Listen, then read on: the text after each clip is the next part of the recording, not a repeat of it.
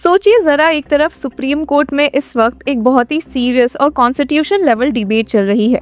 जजेस election commission के पास voter list revision और डेमोक्रेसी के कोर प्रिंसिपल्स पर क्वेश्चंस पूछ रहे हैं, और बिल्कुल उसी वक्त दूसरी तरफ इलेक्शन कमीशन ऑफ इंडिया एक ऐसा डेटा रिलीज करता है और आम वोटर्स को भी हिला कर रख देता है। तमिलनाडु की वोटर लिस्ट से ओवर 97 लाख वोटर्स डिलीट कर दिए गए हैं। जी हाँ व्यूवर्स, आपने सही सुना, ये कोई छोटा एडमिनिस्ट्रेटिव चेंज नहीं है, ये एक ऐसा नंबर है जो इलेक्शंस का रिजल्ट बदल सकता है, पावर इक्वेशंस शिफ्ट कर सकता है और सबसे इम्पोर्टेंट, लोगों के वोट करने के फंडामेंटल राइट पर सीधा इम्पैक्ट डाल सकता है। और इसीलिए ये खुलासा सिर्फ शॉकिंग नहीं बल्कि डीपली डिस्टर्बिंग भी माना जा रहा है। तो क्या है ये पूरा मुद्दा और कैसे सुप्रीम कोर्ट में सीजे सूर्यकांत के सामने सीनियर एडवोकेट कपिल सिब्बल ने एक समय पर काफी तीखे आर्गुमेंट रखे थे तमिलनाडु की तरफ से, चलिए आज के इस वीडियो में एक्सप्लोर करते हैं। अब इलेक्शन कमीशन के ऑफिशियली रिलीज्ड फिगर्स के मुताबिक स्पेशल इंटेंसिव रिवीजन यानी SIR एक्सरसाइज से पहले तमिलनाडु में 6.41 करोड़ वोटर्स रजिस्टर्ड थे। लेकिन अब जब ये एक्सरसाइज कंप्लीट हो चुकी है तो अगले साल होने वाले असेंबली इलेक्शंस में सिर्फ 5.43 करोड़ वोटर्स को वोट करने की इजाजत मिली है। मतलब एक ही स्ट्रोक में almost 1 crore voters electoral process से बाहर हो गए। और जब आप ये सुनते हैं तो नेचुरली दिमाग में पहला सवाल आता है कि कैसे, क्यों और इतनी जल्दी। ECI का एक्सप्लेनेशन नंबर के फॉर्म में आता है। कमीशन के अकॉर्डिंग डिलीट किए गए 97 लाख वोटर्स में से लगभग 27 lakh names were marked as dead, around 66 lakh voters were shown as having shifted out of the state और करीब 3.4 lakh names were found to be double registered. Paper पर ये रीजंस बिल्कुल रीजनेबल लगते हैं। डेड वोटर्स का लिस्ट में रहना गलत है, डुप्लीकेट एंट्रीज डेमोक्रेटिक इंटीग्रिटी के लिए थ्रेट है और जो लोग स्टेट छोड़ चुके हैं उनका नाम रिवाइज होना चाहिए। लेकिन यहाँ इशू रीजन का नहीं, स्केल एंड प्रोसेस का है। अब ये SIR एक्सरसाइज सिर्फ तमिलनाडु तक लिमिटेड नहीं है, ये एक पैन इंडिया एक्सरसाइज है जो दूसरे पोल बाउंड स्टेट्स जैसे वेस्ट बंगाल में भी चल रही है। लेकिन तमिलनाडु का डेटा सबसे ज्यादा आईब्रो रेज करता है क्योंकि यहाँ डिलीशन का वॉल्यूम अनयूजुअली हाई है। और इसी बैकड्रॉप में सुप्रीम कोर्ट के सामने पिटिशंस भी फाइल हुए थे जहाँ senior advocate Kapil Sibal DMK और केरला गवर्नमेंट को रिप्रेजेंट कर रहे थे। अब कोर्ट में सीनियर एडवोकेट सिब्बल का सबसे स्ट्रॉन्ग आर्गुमेंट ये रहा कि SIR का जो टाइमलाइन रखा गया है वो फंडामेंटली फ्लॉड है। उनके वर्ड्स में the accelerated timeline is partial. Senior advocate Sibal ने कोर्ट को कई बार बताया कि वोटर लिस्ट रिवीजन ट्रेडिशनली एक मल्टी ईयर एक्सरसाइज होती है, लेकिन इस बार ECI ने एक ऐसा शेड्यूल अडॉप्ट किया है जिसमें 1 मंथ के अंदर door to door enumeration, verification and deletions किए गए। उनका कहना था कि ये कंप्रेस्ड टाइमलाइन सबसे ज्यादा poor, rural and marginalised voters को डिसएडवांटेज करती है, जिनके पास ना तो डॉक्यूमेंटेशन तुरंत अवेलेबल होता है ना ही सिस्टम तक इजी एक्सेस। और तमिलनाडु जैसे स्टेट में उन्होंने ज्योग्राफिकल एंड कल्चरल रियलिटीज को हाईलाइट किया। हेवी मॉनसून, पोंगल जैसे फेस्टिवल्स, हार्वेस्ट सीजन और बूथ लेवल ऑफिसर्स का ऑलरेडी ओवरबर्डन होना। अब कोर्ट में सीनियर एडवोकेट सिब्बल ने ये भी पॉइंट आउट किया कि ग्राउंड पर सीरियस एनोमलीज सामने आ रही है। उन्होंने कहा कि there are instances where the husband's name continues on the rolls but the wife's name is missing.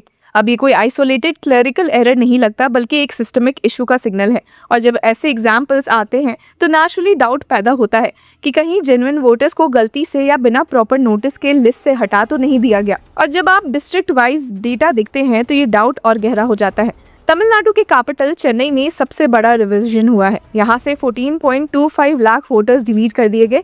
इसमें से 1.56 lakh names were marked as dead and over 12 lakh voters were shown as having shifted residences.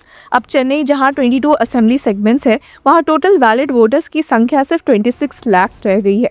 Political observers कह रहे हैं कि इतना बड़ा drop सिर्फ migration से एक्सप्लेन करना मुश्किल है, स्पेशली जब चेन्नई जैसे शहर में पॉपुलेशन मोबिलिटी के साथ साथ वोटर अवेयरनेस भी हाई होती है। चेन्नई के अलावा कोयम्बतूर में भी मैसिव डिलीशंस हुए हैं जहां से 6.5 लाख नेम्स हटा दिए गए। ये इसलिए भी पॉलिटिकली सेंसिटिव है क्योंकि कोयम्बतूर लोकसभा कॉन्स्टिट्यूएंसी के अंदर आने वाले 6 असेंबली सेगमेंट्स में से 5 are held by the opposition AIADMK and 1 by its ally the BJP।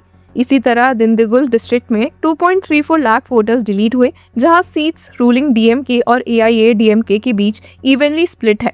Kanchipuram में 2.74 लाख नेम्स रिमूव किए गए जहां डीएमके, एआईएडीएमके और डीएमके एलआईवीसी के सभी का स्टेक है। नेशनल लेवल पर भी पॉलिटिकल लाइंस क्लियरली ड्रॉ हो चुकी है। अपोजिशन का कहना है कि पैन इंडिया एसआईआर एक रूज है जिसके through the BJP and the election commission have colluded to manipulate election results.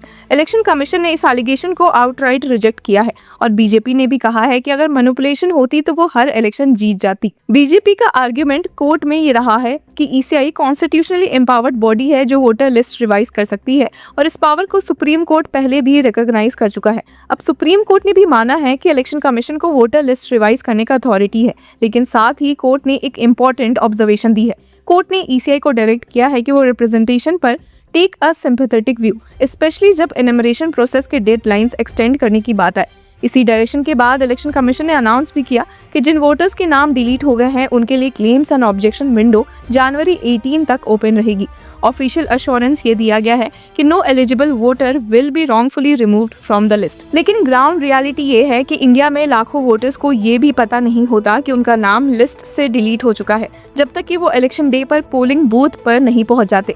ये प्रॉब्लम और ज्यादा सीरियस हो जाती है जब एक्सरसाइज इतनी लार्ज स्केल पर और इतने शॉर्ट टाइमलाइन में कंडक्ट की जाती है। और तमिलनाडु अकेला स्टेट नहीं है। वेस्ट बंगाल में भी एसआईआर के पहले फेज में 58 लाख नेम्स डिलीट हो चुके हैं, जो अपोजिशन के कंसर्न्स को और स्ट्रेंथन करता है। इसी वजह से सुप्रीम कोर्ट में पेंडिंग पिटिशन सिर्फ तमिलनाडु तक लिमिटेड नहीं है। ये पिटिशंस इलेक्शन कमीशन के इस एक्सरसाइज के कॉन्स्टिट्यूशनलिटी, ट्रांसपेरेंसी एंड इक्विजिटोरियल नेचर को चैलेंज करती है। पिटिशनर्स का कहना है कि ईसीआई एक ऐसे प्रोसेस में एंटर कर रही है जहां वो इनडायरेक्टली सिटीजनशिप जैसे क्वेश्चंस एग्जामिन कर रही है, जिसके मैंडेट के बाहर हो सकता है। इन सब पर फाइनल और डिसाइसिव हियरिंग जनवरी 6, 2026 को शेड्यूल्ड है, जहां कोर्ट ये डिसाइड करेगा कि एसआईआर प्रोसेस कॉन्स्टिट्यूशनल बाउंड्रीज के अंदर है या नहीं। इस पूरे मामले में असली सवाल सिर्फ ये नहीं है कि 97 लाख वोटर्स क्यों डिलीट हुए। असली सवाल ये है कि प्रोसेस कितना फेयर था, टाइमलाइन कितनी रियलिस्टिक थी और क्या हर जेन्युइन वोटर को सुना गया। क्योंकि डेमोक्रेसी सिर्फ बैलेट्स और मशीन से नहीं चलती, वो चलती है ट्रस्ट से। और जब ट्रस्ट हिलता है तो सिर्फ एक इलेक्शन नहीं, पूरी डेमोक्रेटिक स्ट्रक्चर प्रेशर में आ जाती है। तमिलनाडु में जो हो रहा है वो शायद एक स्टेट की कहानी हो, लेकिन उसके इम्प्लीकेशंस पूरे देश के लिए हो सकते हैं और इसीलिए सबकी नज़र सुप्रीम कोर्ट पर है और इस सवाल पर कि क्या सिस्टम हर वोटर के साथ इंसाफ कर पा रहा है या नहीं। तो व्यूअर्स, इस पूरे मुद्दे पर आपकी क्या राय है? Do let us know in the comment section. Until then keep following law चक्र।